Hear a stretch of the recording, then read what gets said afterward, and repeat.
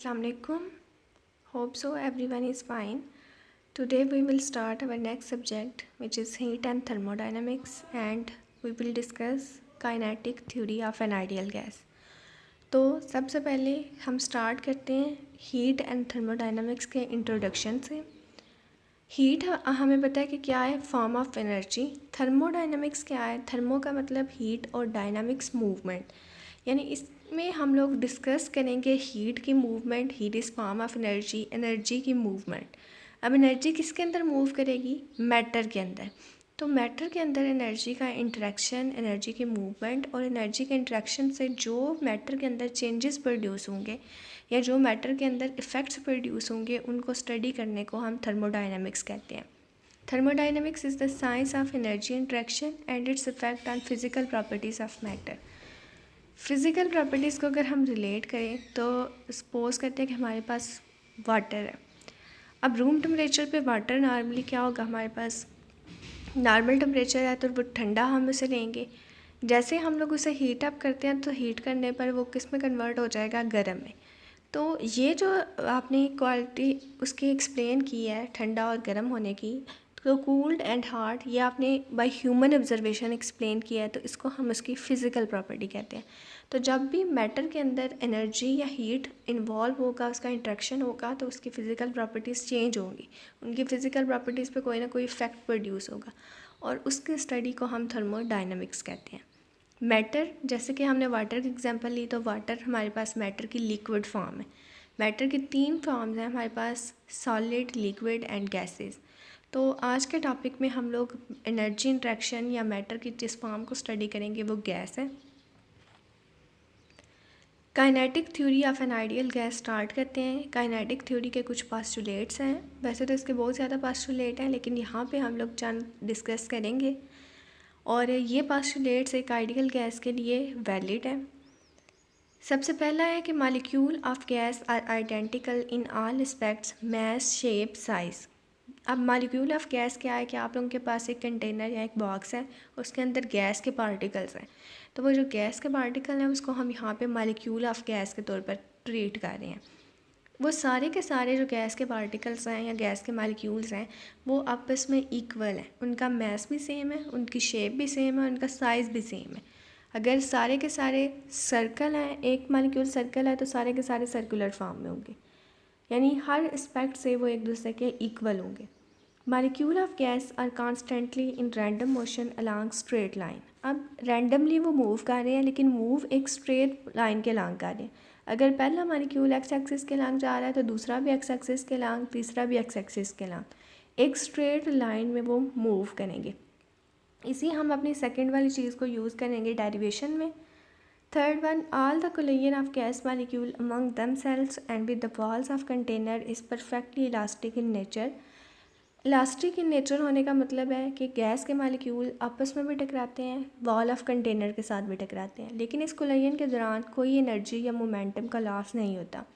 जैसे अगर हम लोग एग्जांपल कंसिडर करें, हमारे पास 2 बॉल हैं, एक बॉल रेस्ट पे है और दूसरी मूव कर रही है।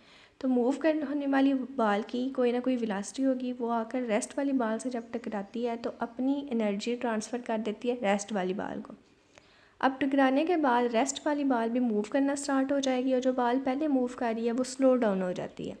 इट मीन्स वो जो पहले मूव करने वाली बॉल है उसने अपनी एनर्जी लॉस की है या एनर्जी इंट्रैक्शन किया है, तो उस इंट्रैक्शन के दौरान एनर्जी लॉस हुई है। तो ये जो बॉल्स वाली एग्जांपल है, इसमें कोलिजन के दौरान एनर्जी लॉसेस हैं, लेकिन in case of gas, ideal gas, जो हमारे पास इंट्रैक्शन या कोलिजन्स होती हैं ये परफेक्टली इलास्टिक होती हैं, यहाँ पे कोई एनर्जी या मोमेंटम का लॉस नहीं होगा। Fourth one is the pressure of gas is due to collision of molecule with walls of container, यानी कि जितने मॉलिक्यूल कंटेनर की वॉल के साथ जाकर टकराएंगे, कंटेनर या बॉक्स उसकी वॉल के साथ जितने भी मॉलिक्यूल जाकर टकराते हैं वो उसका प्रेशर है। Pressure is directly proportional number of collision of molecule पर unit area. Ideal versus non ideal gas में अगर हम यहाँ पे एजम्पशन देखें तो पॉइंट मैस, यानी कि सारे के सारे हमारे पास जो गैस पार्टिकल्स हैं वो इक्वल हैं, और उनका मैस को हमने एक पॉइंट चार्ट से जैसे डिनोट करते हैं, इसी तरह हमने एक पॉइंट मैस से शो किया हुआ है। मॉलिक्यूल्स के आपस में एक दूसरे के दरमियान कोई फोर्स नहीं होती। अब ये जो फोर्स है, अगर हम देखें तो जब भी मालिक्यूल एक दूसरे के साथ कोलाइड करते हैं, कोलिजन के दौरान कोई ना कोई फ़ोर्स ज़रूर इंसर्ट करते हैं। लेकिन नो फोर्स होने का मतलब ये है कि वो फोर्स इतनी स्मॉल है कि हम उसे निगलेक्ट करके लिख लेंगे कि यहाँ पे इनके दरमियान कोई फोर्स मौजूद नहीं है। Molecule exert pressure elastic collision with walls. जब मालिक्यूल वॉल ऑफ कंटेनर के साथ टकराते हैं तो elastic collision without loss in energy and momentum वहाँ पे प्रेशर इंसर्ट करते हैं। The kinetic energy of gas molecule depend only on temperature. जब आप टेम्परेचर को इंक्रीज़ करते हैं तो मालिक्यूल की मोशन भी इंक्रीज़ होती है। मोशन के इंक्रीज़ करने से उनकी कोलिजन इंक्रीज़ होगी तो उनकी काइनेटिक एनर्जी भी इंक्रीज़ होती है। The volume occupied by gas molecule is negligible as compare to volume of gas. अब इसको समझने के लिए हम लोग एक एग्जाम्पल लेते हैं कि हमारे पास पूरा क्लासरूम है और उसके अंदर हमने एक स्मॉल बॉक्स रखा है और उस बॉक्स के अंदर हमारे पास 5 या 6 गैस मालिक्यूल हैं। अगर हम उस 5 या 6 गैस मालिक्यूल को बॉक्स से खोल कर पूरे रूम में डिसिपेयर कर दें तो वो सारे रूम में फैल जाएंगे and that is the volume of gas. पूरे रूम के कॉर्नर में वो जो पूरा रूम का वॉल्यूम होगा वो आपकी गैस का वॉल्यूम आ जाएगा। लेकिन अगर हम उन्हीं 6 मालिक्यूल्स को उस स्मॉल बॉक्स के अंदर रखेंगे तो वो वॉल्यूम ऑफ गैस मालिक्यूल्स आ जाएगा। तो अगर हम देखें उस स्मॉल बॉक्स का वॉल्यूम और पूरे के पूरे रूम का वॉल्यूम, तो स्मॉल बॉक्स के वॉल्यूम को रूम के वॉल्यूम के कंपैरिजन में हम निगलेक्ट कर सकते हैं। तो यही बात है कि जो मालिक्यूल का गैस मालिक्यूल का वॉल्यूम है वो एज़ कम्पेयर टू गैस के वॉल्यूम के निगलिजिबल है। There is no intermolecular force of attraction among molecule. Molecules के अपने दरमियान फोर्स ऑफ अट्रैक्शन ज़रूर होगी जिसकी वजह से वो एक दूसरे के साथ कोलाइड करते हैं, लेकिन वो इतनी स्मॉल है कि उसको इग्नोर किया हुआ है। काइनेटिक थ्योरी ऑफ गैस अगर हम देखें तो ये मैक्रोस्कोपिक प्रॉपर्टीज़ को माइक्रोस्कोपिक प्रॉपर्टीज़ से रिलेट करती है। माइक्रोस्कोपिक प्रॉपर्टी हमने जो गैस के मालिक्यूल है उनको पॉइंट में ऐसे डिनोट किया हुआ है, यानी वेरी स्मॉल साइज़, तो एटम या मालिक्यूल के साइज़ के इक्वल। अब ये माइक्रोस्कोपिक मूवमेंट यानी उन्हीं मालिक्यूल के मूव करने से हम गैस का प्रेशर, टेम्परेचर, वॉल्यूम या इंटरनल एनर्जी को डिफ़ाइन करते हैं। तो प्रेशर, टेम्परेचर, वॉल्यूम या इंटरनल एनर्जी इसकी मैक्रोस्कोपिक प्रॉपर्टीज़ है। Kinetic calculation of pressure, basically हमने अपने इस टॉपिक के अंदर pressure of gas molecule calculate करना है। तो इसमें हम लोग the momentum transferred by the molecule to the wall of container per unit time per unit area is called pressure of gas. तो सबसे पहले जो मोमेंटम ट्रांसफ़र होता है जब गैस के मालिक्यूल कंटेनर की वॉल्स के साथ टकराते हैं, मोमेंटम ट्रांसफ़र करते हैं। मोमेंटम पर यूनिट टाइम फोर्स के इक्वल आ जाता है और फोर्स पर यूनिट एरिया प्रेशर के इक्वल आ जाता है। ये हमारे पास एक कंटेनर है, उसके अंदर गैस मालिक्यूल्स हैं। गैस मालिक्यूल्स रैंडमली मूव कर रहे हैं इसके अंदर। अब यहाँ पे हमने जो कंटेनर सपोज किया हुआ है उसके अंदर n number of gas molecules हैं। अब ये कंटेनर अगर आप देखें तो क्यूबिक साइज़ का है, यानी इसकी हर साइड की जो लेंथ है वो आपस में इक्वल होगी। Derivation of kinetic gas equation, इसमें अगेन हम लोगों ने एक कंटेनर लिया है। अब उस कंटेनर के अंदर n नंबर ऑफ़ मालिक्यूल्स हैं, लेकिन हम यहाँ पे डिस्क्राइब कर रहे हैं एक मालिक्यूल के मोशन को। तो वो मालिक्यूल मूव करता है और उसकी जो वेलोसिटी है वो v है। तो क्योंकि मालिक्यूल के पास ऑप्शन है कि वो तीनों एक्सिस के अलॉन्ग मूव कर सकता है, x, y और z, तो इसलिए हम लोग ने वेलोसिटी को कंपोनेंट में ड्रा कर दिया। x एक्सिस के अलॉन्ग कंपोनेंट vx, y के अलॉन्ग vy और z के अलॉन्ग vz। अब इसके अंदर n number of gas molecules, इस गैस मालिक्यूल का मास m, उनकी वेलोसिटी v और वेलोसिटी को हम कंपोनेंट में रिजॉल्व कर चुके हैं। तो जो भी कंपोनेंट हम सिलेक्ट करेंगे उसके अलॉन्ग हम वेलोसिटी का कंपोनेंट लेंगे। जैसे अगर हम x एक्सिस सेलेक्ट करते हैं तो हम वेलोसिटी का x कंपोनेंट लेंगे, अगर y सेलेक्ट करते हैं तो y, और अगर z सेलेक्ट करते हैं तो vz यानी वेलोसिटी का z कंपोनेंट लेंगे। Gas pressure, pressure of gas, pressure की जो डेफिनेशन है फोर्स पर यूनिट एरिया, यानी जितने मालिक्यूल जाके कोलाइड करते हैं वॉल के साथ, मोमेंटम ट्रांसफ़र होता है per unit time which is equal to force, and force पर unit area is equal to pressure. How to calculate pressure of gas molecule. अब गैस मालिक्यूल का प्रेशर की डेरिवेशन स्टार्ट करते हैं। इसमें हमारे पास एक क्यूब है जिसके अंदर एक मालिक्यूल को दिखाया गया है। वो मालिक्यूल एक्स एक्सिस के अलॉन्ग मूव करता है। अब उसने अपनी मूवमेंट स्टार्ट की हुई है साइड EFGH से, मूव करता हुआ वो गया साइड ABCD पे। मूव वो किस एक्सिस के अलॉन्ग कर रहा है, एक्स एक्सिस के अलॉन्ग। ABCD साइड में जो कंटेनर की वाल है उसके साथ जाके टकराता है। कुलैयन के दौरान अपनी जो मोमेंटम है वो ट्रांसफ़र कर देता है इस वाले साइड को, यानी वॉल ऑफ कंटेनर को। अब मोमेंटम हमारे पास प्रोडक्ट है मास और वेलोसिटी का, क्योंकि मालिक्यूल फर्स्ट मालिक्यूल कंसीडर कर रहे हैं और वो किस एक्सिस के अलॉन्ग मूव कर रहा है, एक्स एक्सिस के अलॉन्ग, तो इसकी वेलोसिटी आ जाएगी v1x। तो बिफोर कुलैयन जो मोमेंटम आ जाएगा मास और वेलोसिटी का product which is equal mv1x। अब जब मालिक्यूल वॉल के ऊपर जाके मोमेंटम लगा रहा है तो every action has a reaction, तो इसके रिज़ल्ट में वॉल भी मालिक्यूल के ऊपर मोमेंटम लगाएगी, लेकिन वो मोमेंटम डायरेक्शन में अपोजिट होगा, यानी मोमेंटम ऑफ मालिक्यूल आफ्टर कुलैयन आ जाएगा -mv1x। चेंज इन मोमेंटम अगर हमने फाइंड करना है तो फाइनल मोमेंटम में से इनिशियल मोमेंटम को माइनस करेंगे, यानी आफ्टर कुलैयन वाले मोमेंटम में से बिफोर कुलैयन वाले मोमेंटम को माइनस करेंगे, तो ये -2mv1x।